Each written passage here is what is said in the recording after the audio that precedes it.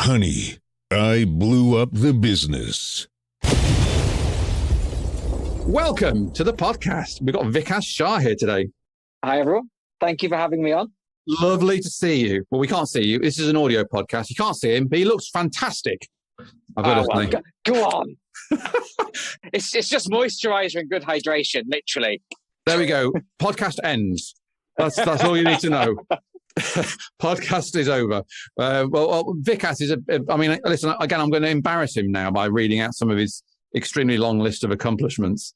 Well, maybe not embarrass him. I made myself feel slightly inadequate because Vikas is an entrepreneur, investor, philanthropist, author, interviewer, artist, I'm going to add.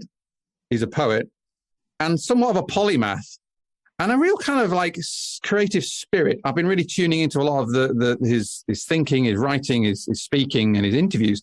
And I'm really tuning into this sort of person who's not defined by any one of those. He's a sum total of something different. I think it's really interesting. And so I'm very intrigued to speak to him today. He's CEO of Swiscot Group and a venture investor in a number of businesses internationally. He was awarded an MBE in 2018. What did you get your MBE for, Vikas? So on the citation, it said for services to business and industry. Fantastic. Well, thank you for your service to business and industry. Well, a legend. So, and he does lots of other cool stuff, like he's non-executive board member of the UK government's Department for Business, Energy and Industrial Strategy. He's taught at universities all over the world. There's a big long list, and I won't read them all now, but there's a lot. He's an author, as I've mentioned, of a great book called Thought Economics, which is, again, the word economics might put you into thinking it's all about business, but there's a lot of very deep stuff in there about art and life and the meaning of life, and it's really great. I've been delving into it, and he's published a book of poems called 3,650, which is how he's been making sense of his life, quotes, in the last 10 years. Have you made sense of your life? Nope. Well, I think I've sort of given up trying. I think that's probably the healthy way to be. Yeah, do you know what? You're probably right there, but yeah. Who cares? Just let it flow. Well, it's one of those things because I think that there's a lot of pressure on people to have it figured out because most of the, most self-help books and most, information that you get about how to improve yourself tells you that you need to find your true purpose and destiny and manifest and all this. But the truth is that's just not how life works. And I found, for me at least, the more you try and figure it out, the less resolved it is. So you've just got to almost just accept what your value set is. And as long as you keep doing things that fit your value set, then you'll broadly be doing the right thing. I love that. And it reminds me actually of, one of the other things that Vikas does, he's a podcaster or interviewer extraordinaire on a blog /website / I guess, host of amazing, vibrant content called thoughtheconomics.com. But he's interviewed some like unbelievably amazing guests. And particularly, I'm going to tune into some of my personal favorite human beings on the planet, one of which is a guy called Sadhguru. Yeah. And what you've just said reminds me of what Sadhguru says about the intellect, and the intellect slices and dices and cuts everything into slices, and you can't then put it back together again. The whole, the totality is you can't work that out with your rational mind. Exactly. So I love Sadhguru. But also on top of that, Ryan Halliday, who I'm a massive fan of his books, and Hans Zimmer. Oh, he's amazing. Yeah, so he has a fantastic blog with all these amazing people on it, and which I find they're heroes of mine. And he's somewhat of a mental health advocate, which we perhaps can get onto. And before we get into it, I'm just going to remind everybody that this podcast is brought to you by The Tech Department, which is the company I blew up. And I have turned it around, but I don't want to do that again. So that's why we're doing the podcast. We're talking to Vikas today and all these other incredible entrepreneurs to help me learn so I don't blow my bloody business again. But also you learn, our listeners, and you specifically, not to cock up quite so much as what maybe I have and perhaps Vikas will reveal any moment soon. But so please, if you like that mission and you like that kind of purpose of the podcast, please just share it and give us a 5-star review and all that stuff, because it does help share the good word. So we're going to step off into the finding out where some blow-up experiences that you've had in your career. And I wanted to dive back to a time, the dot-com time, which is when my career started. Yeah. And I know you were quite an early starter as an entrepreneur, but you got to the sort of 14 years old. But as you got to the dot-com bubble, You were there as it burst. So what happened? What was your experience in that .com bubble burst? Yeah, it was a really strange time because the internet was still pretty elementary at the time, right? So you just about got broadband, the first generation of broadband, which, if your phone now is delivering that kind of speed, you'd be going to tech support and going, what's wrong? But it was still, the internet was still very much in its infancy, but Silicon Valley had started to spit out big behemoths that were growing, and they were, much like some of them today, were crazy overvalued. And at the time, the kind of corporate sector and businesses had just started to kind of really start to invest in the web and these things. And it was very bizarre because overnight, a company called WorldCom went bust, and the equivalent would be go to bed today and wake up tomorrow and Google's gone bust. It was that level of significance for the then internet.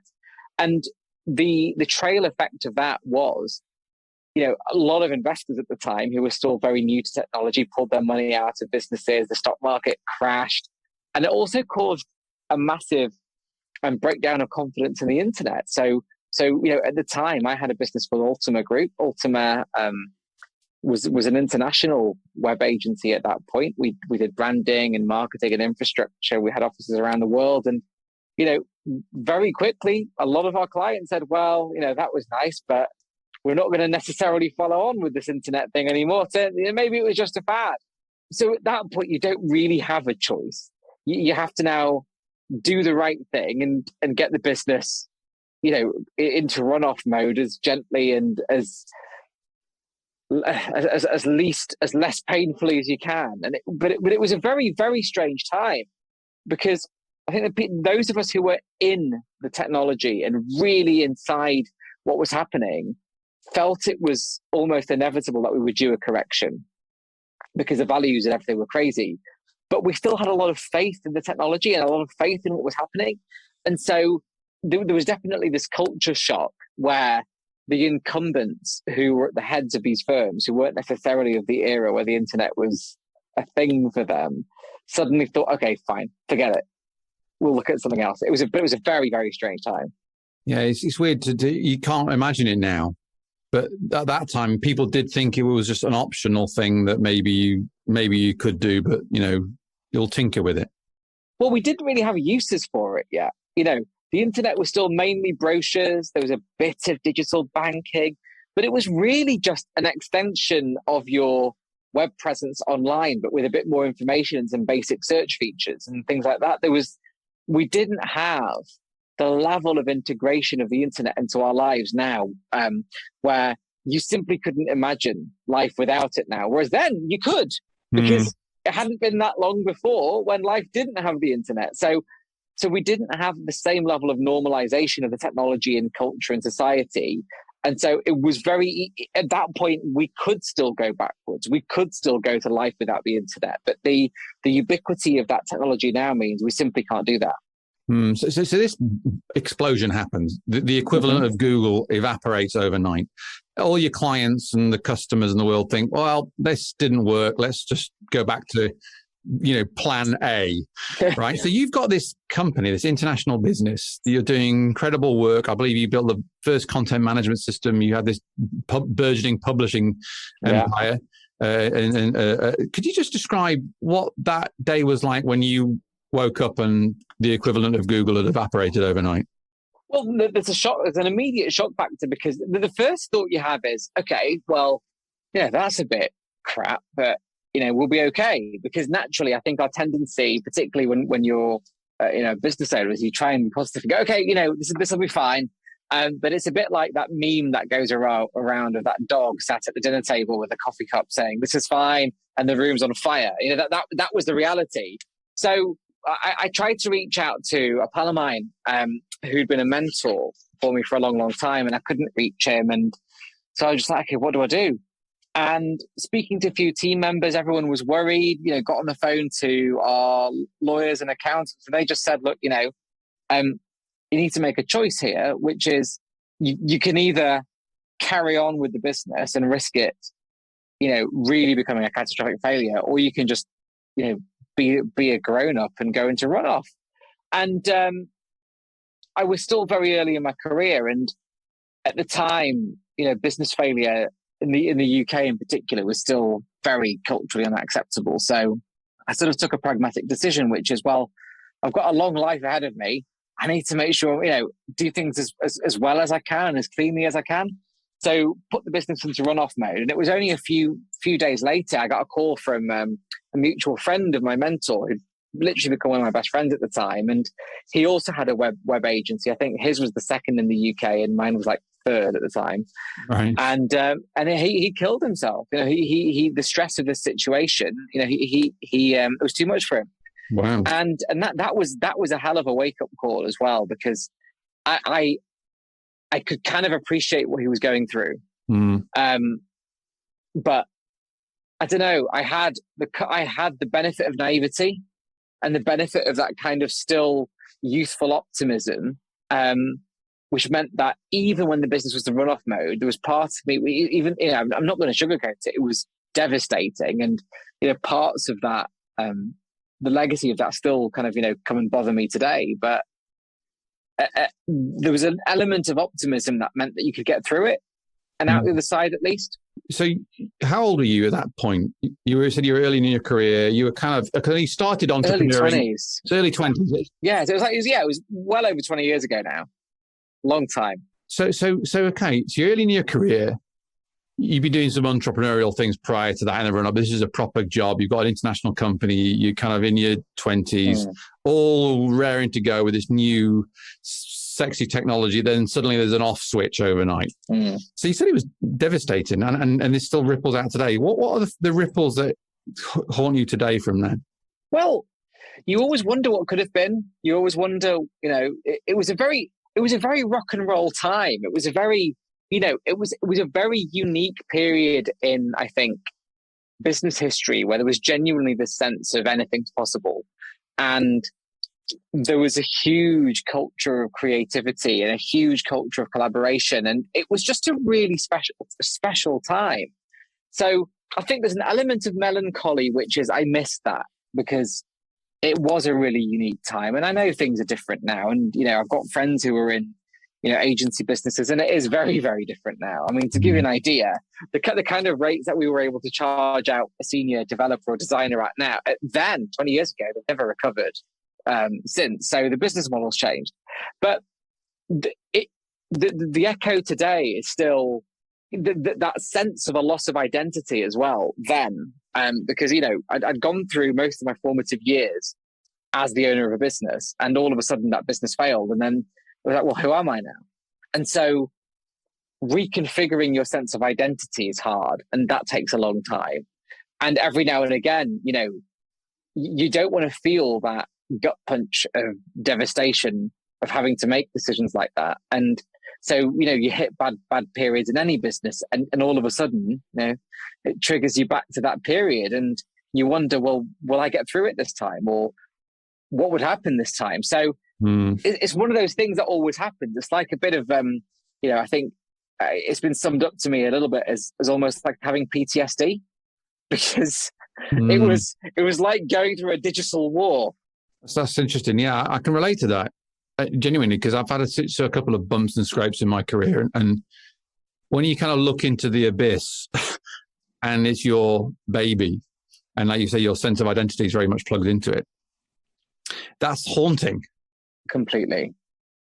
And it makes me worry as well a lot today, because I really feel like today's influencer culture in business is really dangerous, because people are starting to attach so much of their sense of identity and sense of worth around what they do. And, a lot of these businesses won't last. A lot of these businesses will fail for no fault of the owner. Some of them may fail for plenty of fault of the owner. And, we've come to this era now where we kind of idolize entrepreneurs and put them on this pedestal as being, complete life gurus. And I just think that's extraordinarily dangerous because they're not. I'm not. So what I want to come back to those things about identity and the role and your self-image and external validation, perhaps, and what have you, and quotes success.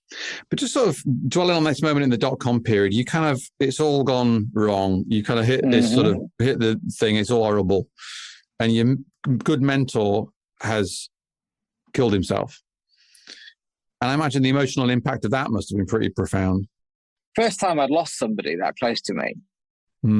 I'd had people around me pass, but nobody who was that close, where I'd never felt grief that way before. And the grief was distracting from the situation. So I'm not going to say I was thankful for it, but it gave me something else to think about as well. So, in a very dark way, it was almost a final act of mentorship was, worry about this instead. And yeah, it was horrid. But the first time you lose someone who's close to you, it prepares you for when it happens next time. And you know what you're going to feel, and you'll get through it. Wow, so this is rough. Like, so it's a real, let's say, a series of life lessons. And again, that's an interesting way of seeing it. The final act of mentorship, the gift he gives you is perspective, perhaps, and that kind of, which is again a dark but perhaps true observation. Well, there's an element at which it would be. I mean, look, here the real brass tacks are: you've got somebody who got so stressed from a situation that they took their own life, and I think, especially with something like that, it's a completely unnecessary loss. It's a waste of a life, And I say that with love because I've been there and I've almost done that. But it's a horribly hollow thing to happen if you can't find some meaning in it. Yeah. And that's why, whatever the meaning is, you got to find something, because if we can't make things symbolically important or metaphorically important, then they just hang around us, because it's a weight otherwise. Yeah, so as you mentioned it, I'm going to sort of do a kind of quick gear switch and sort of progress further onto your career. Vikas has done a TEDx talk about this specific subject, on the subject of suicide, and actually his own confrontation with that subject, and actually looking at that in the eye. And what's interesting is that having read your CV and all its glorious sort of highlights, what people might be sort of confused and surprised to find out about is that you were literally stood on the edge of a car park, looking literally into the abyss, considering taking your own life. Now, there's this interesting sort of rhyming there between your friend and mentor back in the dot-com period, and then I think this was this maybe 2000, mid-2000s, was it, when you were looking at suicide? Yeah, so it was a few years subsequent to when I lost my pal, yeah.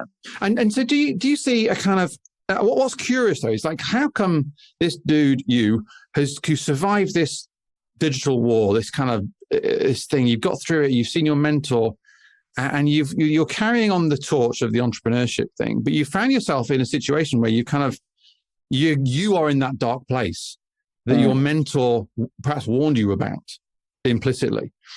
And again, I'm speaking to you from a place of love, because I have been in that dark place. I was diagnosed with depression I believe a direct result of working too hard and having too much of my identity tied up with my business. Yeah. And so I really understand where you got to, and I can empathize with it. But I'm just curious of this sort of almost this rhyming there. How do you sort of, have you reflected on that, and how do you see that now?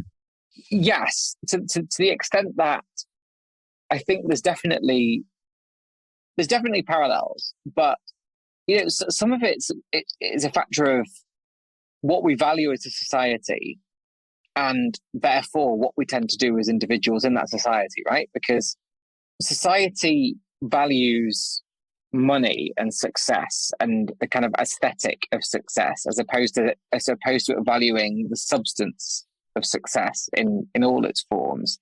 And so you end up, in the absence of any other moral value set, you end up really gearing all your life around the pursuit of this aesthetic notion of success, which you're never going to win, right? Doesn't matter how rich you are, it's always someone richer. Doesn't matter how successful people say you are. If you don't feel it, it doesn't matter. And so I'd already been carrying around a lot of kind of war wounds, which I was somewhat unaware of. So I didn't really realize at the time that I didn't have much resilience left. And so then the additional weight of expectation and the additional weight of overwork and everything, it just came to a head, really. And it kind of was important to make me realize that the narrowness and shallowness of life contributed to a sense of helplessness. Wow. So and how did that? Is that something you evolved over time for you? And how did you come to that realization? Well, a lot of therapy. You know, it's not an easy thing to go through because you've got to unpick. You know, at that point, you've literally got to sit there and unpick your life and figure out what's wrong. Like, why are you the way that you are? And a lot of it came down to exactly that, which is trying to understand what's important or what matters. You know, so if I go back even further, so when I was at school, you know, I was always a bit of a not a loner. It's not the right word, but you know, I was a bit of an outcast, let's say, and I got bullied, and you know, I'd never really experienced that sense of real friendships and things like that. And you know, when I was at university, I was busy, I had a business. So again, I didn't really form many particular big friendships and things there. And so there wasn't that sense of, well, what really matters in life. There wasn't that sense, you know, people say, no, well, actually, you know, what matters is friendships and stuff. I hadn't had that. I hadn't really felt all the other stuff that mattered. I'd only felt the rush of deals, the rush of making money and all that. So I, you know, I hadn't got enough of a palette to make the painting work. Yeah, it's interesting, and it's kind of there's a line you said, I think, in your or somewhere that after the blow up in the .com period, you quite quickly threw yourself into building the business, the new business, Swiscot, and you said it was, quotes, powered by adrenaline, and this is something that I see I have seen very much in myself, this sort of chasing the thing. Now, again, you've said you've been able to unpack through therapy, through some reflection, a lot of these drives and perhaps the things you were looking to replace or what have you. And that, do you see that kind of, those sort of subconscious drives, how they've expressed themselves, that kind of thing from that time through to now? I mean, they're still there, right? Because, you know, old habits die hard, and there's always pressure. You know, you're always around people, you're thinking, well, maybe, you know, why am I not that far ahead, or why am I not doing that? It's normal. You know, we all compare, but the mental resilience piece is knowing which devil is speaking on your shoulder. You know, is it just comparison because we're inclined to do that? Is there any substance in it? You know, what's the evidence versus the feeling? You know, what's the evidence versus the emotion? So I think the difference now is that, you know, whilst a lot of those urges and thoughts still occur, there's much more of a toolkit in terms of diffusing them before they become a problem. But I think it's also really unhealthy when people say, oh, I don't compare, or I don't do that. Shut up. Of course you do. Everyone does. It's more problematic to deny our animalistic basic natures than it is to try and diffuse those natures. Yeah, that's interesting. There's a book which I've referred to a few times on this podcast called The Chimp Paradox. Very good book. Yeah. And yeah, Steve Peters. Yeah, Steve Peters. And the point being is you can't wrestle a chimp. You know, the animal in your mind or the animal instinct. So you need to box it and learn to throw the banana here and there. Just to the spirit of what you're saying is you've got to ride those waves. So looking back at this period, it's quite interesting. You've got to look back at this very long experience of entrepreneurship, call it, and these various dramatic moments over the last 20 years. I mean, they're dramatic. What have you learned, again, about yourself from that?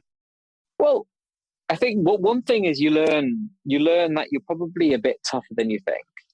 You learn that you can get through things. You learn that everything will be okay. I mean, genuinely, you know, it's odd because you get older and you see stuff that really matters. You know, you see it when someone gets cancer. You see it when someone gets injured. You see, you start doing work elsewhere. You know, you kind of see what real struggle is.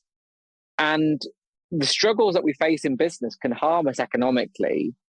And so long as we're doing things the right way, we're not going to land up in jail. No one died. Do you know what I mean?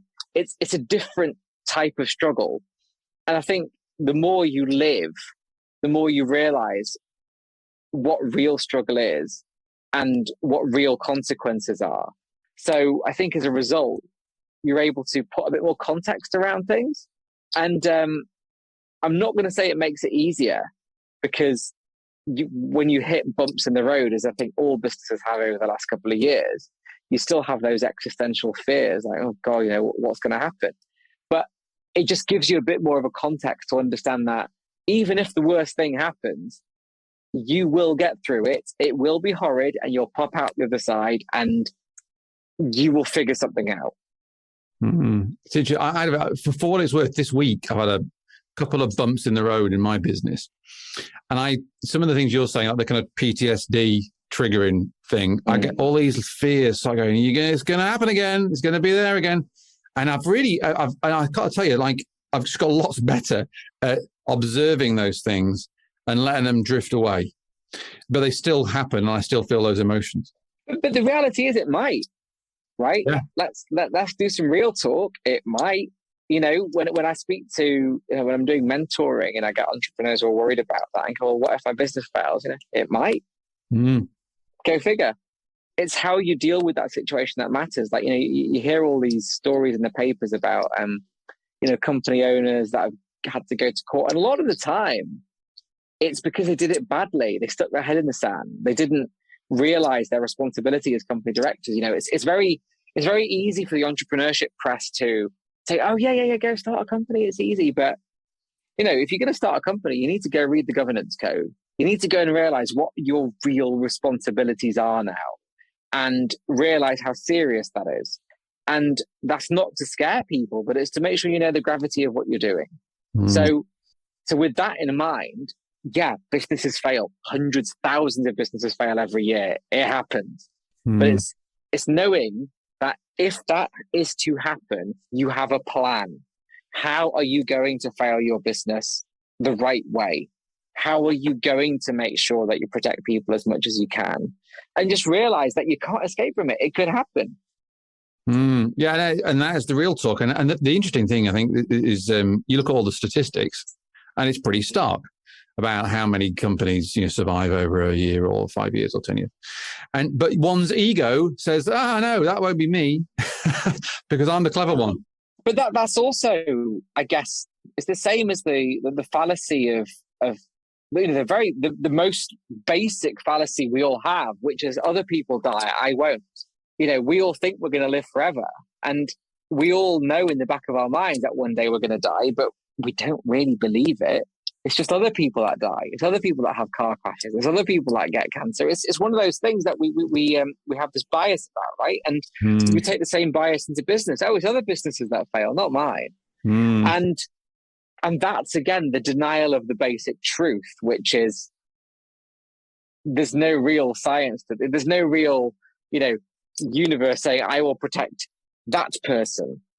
It's just the luck of the draw in some regards. Yeah, it's interesting. And in some way, you're talking about identity and the identity of entrepreneurship and entrepreneur, like you say, put onto a pedestal. These people are now life gurus. Yeah. And that has a kind of dual thing in that, one, it makes you look sexy. So people throw themselves into it without knowing perhaps the dark side to that. And secondly, it adds to this sense of identity around it. So if you lose that. It's also the new hustle, right?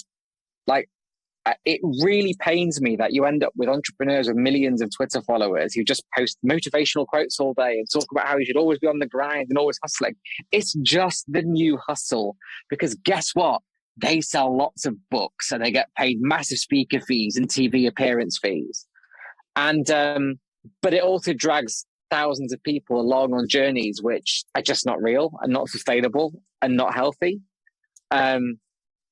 There's entrepreneurs who talk about always be grinding and always be this. You need to rest. It's just real talk. And that's what worries me about the kind of entrepreneurship culture today is there's there's almost a disconnect between the celebrity version of entrepreneurship, which you could almost call the hustle, versus the reality of entrepreneurship, which is it's just really hard, but it's also really rewarding. Yeah, it's very true, actually. The celebrity entrepreneurship hustle thing. By the way, I agree. And a lot of my work in the mental health event I set up called Get Ahead was about this specifically. It's about there's something toxic there that says, look, throw yourself at it, grind. It's like there's a real downside to that, and people need to be aware of that. Like you say, like the governance rules, you got to be aware that you could just grind yourself into the ground and give yourself a mental health condition or top yourself, and lose your friends and your health, and that ain't any good.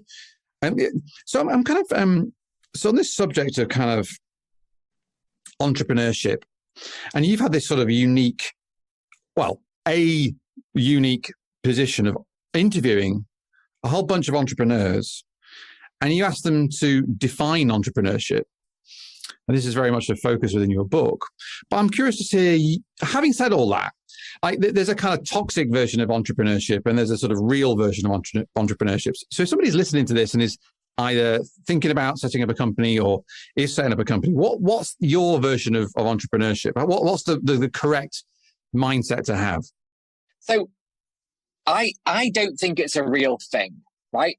I think it was almost a catch-all term for the set of skills you need to innovate, run a business, manage your money, all the things that you would see in a business plan, right? So if you think your way around a business plan, as long as you can do all that, that's the skills that become an entrepreneur, right?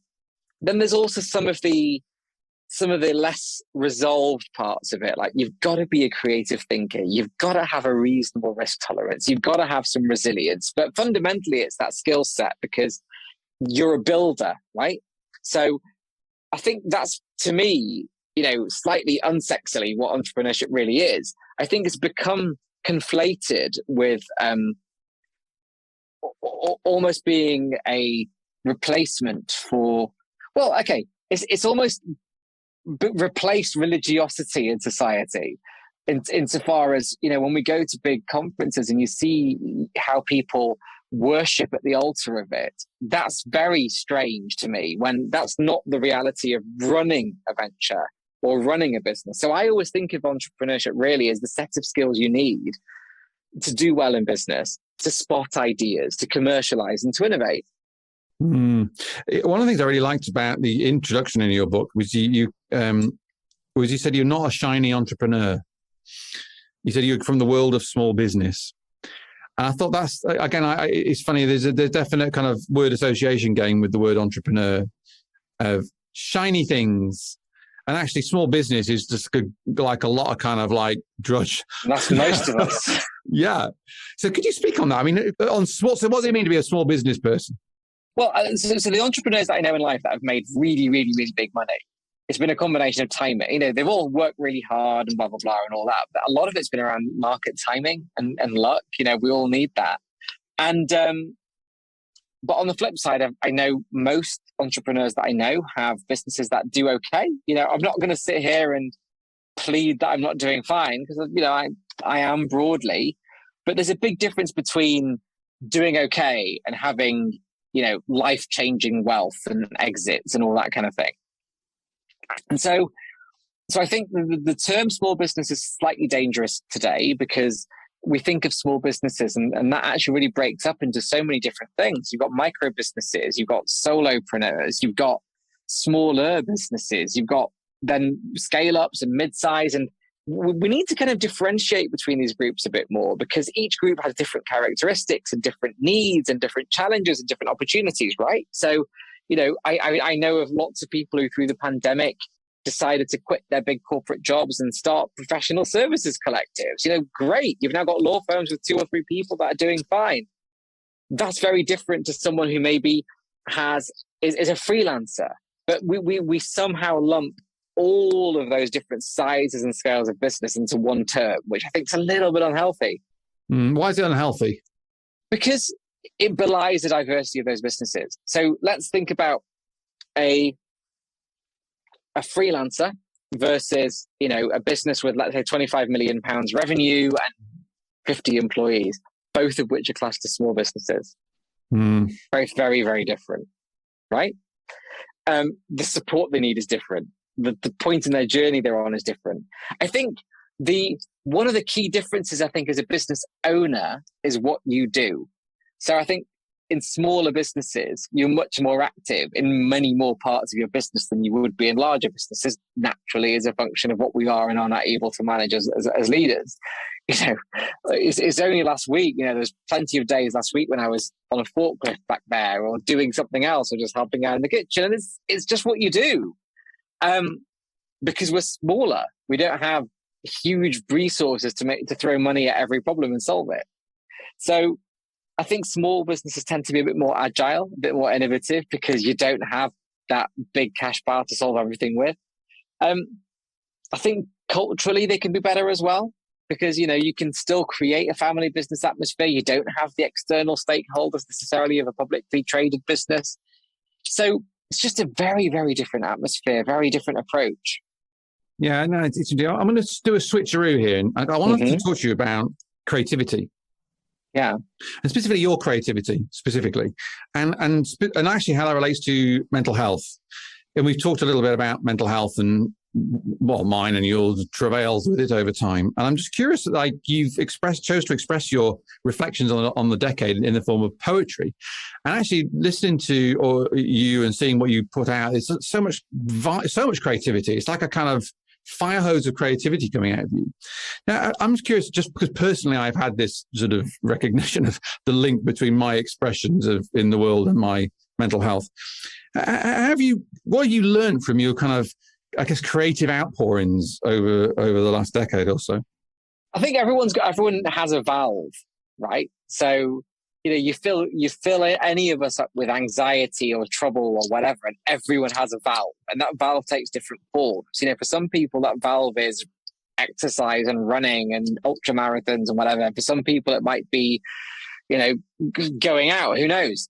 And I think for me, the valve was just doing things that were creative, whether it was doing illustrations or every now and again like a poem pops in or writing. And I think there was a degree of therapy to it, because it was the way that my brain connects the dots and allows me to process things.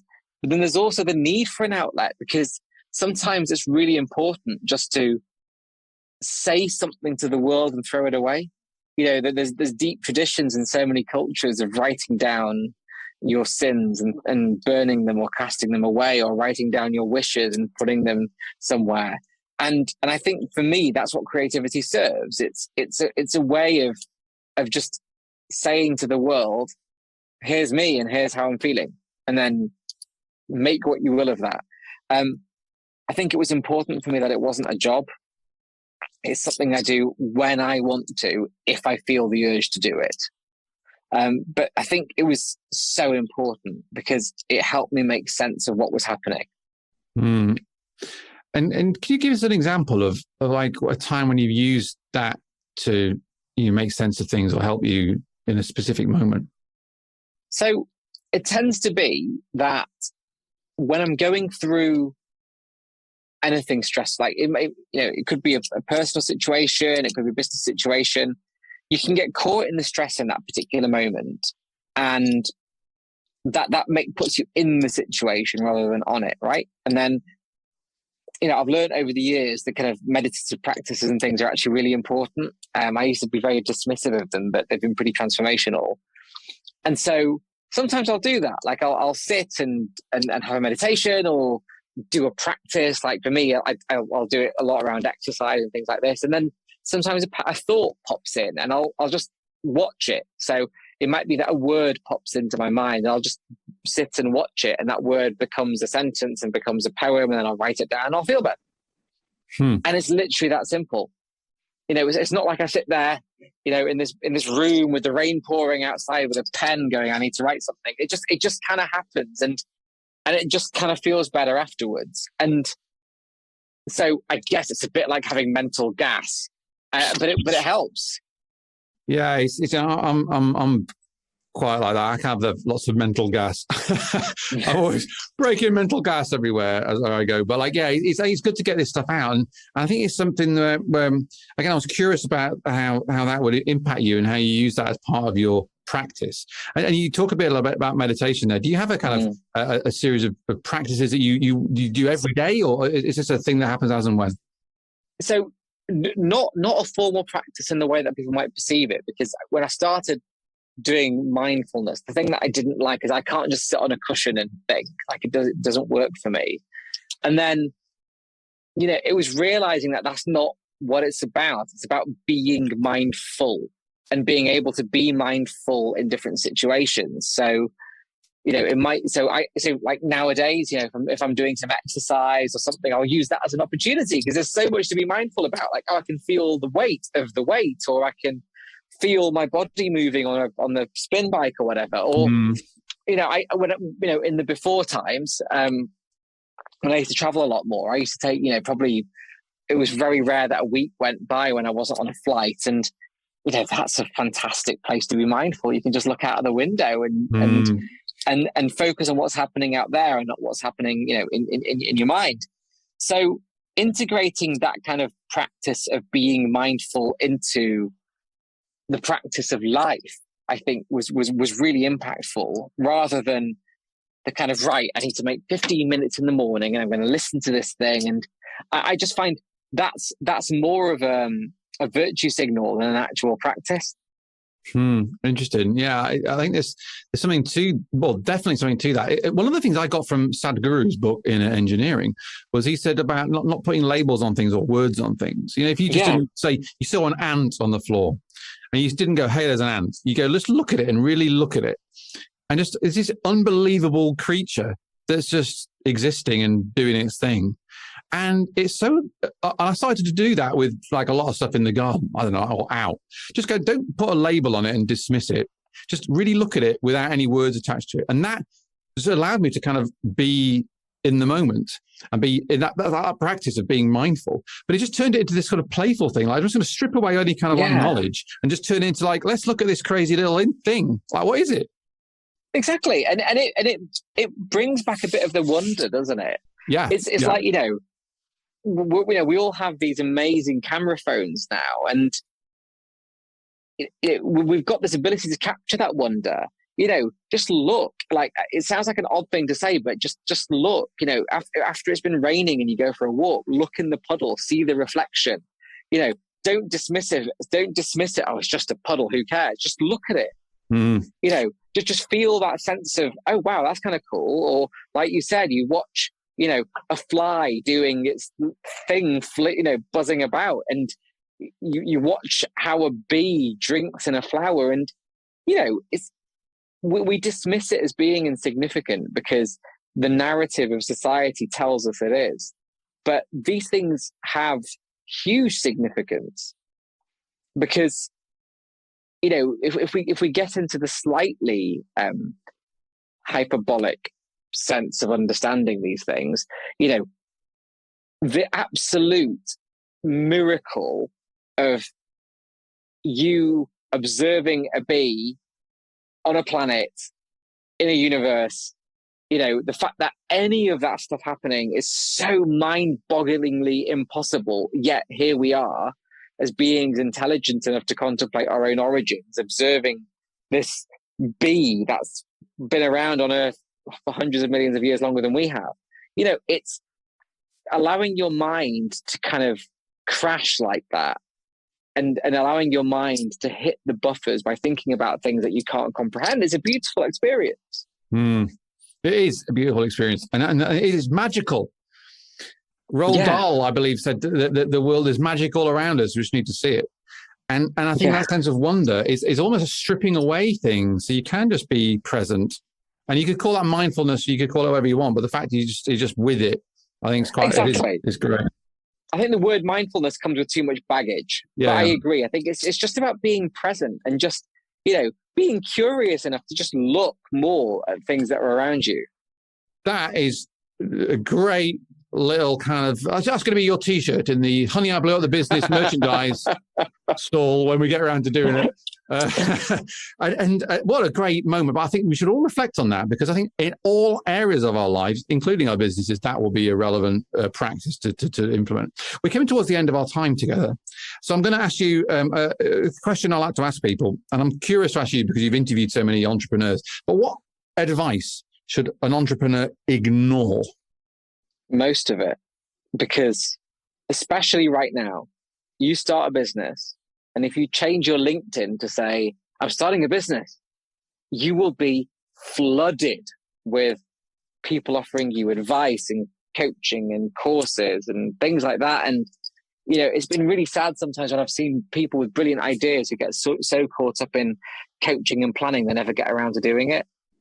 And you've got to realize that there's a degree of cynicism required with people around you in that situation, because it's rare that people are genuinely altruistic. It's rare that people genuinely want to help. Most people have an agenda, and you need to understand what that agenda is. So I think one bit of advice, therefore, would be you need to focus on doing what you have set out to do, and focus less on the people who want to attach themselves to what you do, because a lot of the time that will come with an agenda, and it stops a lot of people from succeeding. And it does tend to rack up a lot of things you feel you should do. Books you should read, courses you should attend, things you should do. And I mean, listen, I was kind of lucky, and maybe you feel this way. When I set up my entrepreneurial journey, it was called setting up a small business. And none of this kind of entrepreneurship thing was even a thing. The word wasn't even in my mind at all back in 2001 when I set up my first company. I didn't know I was an entrepreneur until somebody told me I was. Yeah. I just thought I owned a business. Go figure. And then someone goes, how does it feel to be an entrepreneur? And I'm like, what is that? Yeah. I think there's something in almost like deconstructing some of this sort of the mythology around perhaps the entrepreneur label, and just it's about running a small business and however you define that, our business in general. And I think that's quite healthy. For me, I find that healthy. It's like strip away the kind of shiny intonations and just get back to brass tacks. And that's, I think, a grounding thing to do.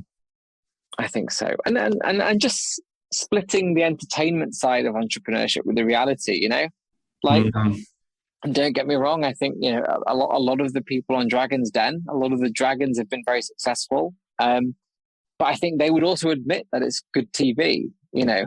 Yeah. It's that's the kind of entertain, you know, and a lot of these people who are kind of entrepreneurs who now become life coaches and gurus, it's good entertainment. It's not reality. And it's a hard thing to come to terms with, because you kind of wish it was reality, but it ain't. You know, you've got to get on and do good work.